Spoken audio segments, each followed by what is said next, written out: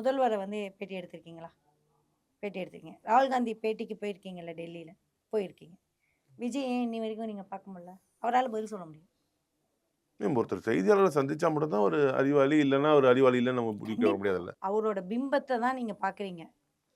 அதாவது ஒரு சாமியார் இருக்காருன்னு வச்சுக்கங்களேன். நான் சாமியார் இதுக்கெல்லாம் போய் பார்ப்பேன். ஒரு பிராண்டிங் உருவாகும். நீங்க மீடியால இருக்கீங்களா? பிராண்டிங் பத்தி தெரியாதா? ஒரு பிராண்டிங். ஒருத்தர பார்க்க முடியாது, பார்க்க முடியாது, பார்க்க முடியாது, பார்க்க முடியாது அப்படிம்பாங்க. தலைவர் வராங்க, வராங்க, வராங்க, வராங்க அப்படிம்பாங்க. இந்த மாரி பிஆர்ஓக்கள் உருவாக்கின பிம்பம் தான் விஜய். அரசியல் பிஆர்ஓக்களும், சினிமா பிஆர்ஓக்களும் சேர்ந்து உருவாக்கின பிம்பம் விஜய். இவங்க பாவம் டிஎம்கேல கொள்கை கிள்கைன்னு புடிச்சிட்டு அப்புறம் உட்காந்துருக்காங்க. ஏன் பிஜேபி ஒரு படத்தெல்லாம் முடக்குதெல்லாம் சொல்றாங்க. காங்கிரஸ் வந்து அப்படி ராகுல் காந்தி ட்வீட் போட்டாரே, விஜய்யுடைய படத்த முடக்குவது பிஜேபி தான்னு. நாங்க அரசியல். அரசியலுக்கு குரல் கொடுத்தே ஆகணும். ராகுல் காந்தி அவரும் குரல் குடுத்துட்டாரு ஒரு பங்குக்கு. ம். ஏன் அப்டின்னா, விஜய் போய் பிஜேபில மண்டிட்டா நம்மளுக்கு தான் லாஸ். எல்லாமே அந்த பயம் தேர்தல் இருக்கு கணக்கு. உங்களுக்கு. கண்டிப்பா கணக்கு தான். 1% 1% பயம்லாம் கிடையாது. ம். ஏங்க 1% எதுக்குங்க பிஜேபி பக்கம் போணும்? அவர நம்பி ஒரு 4 பசங்க இருக்காங்க.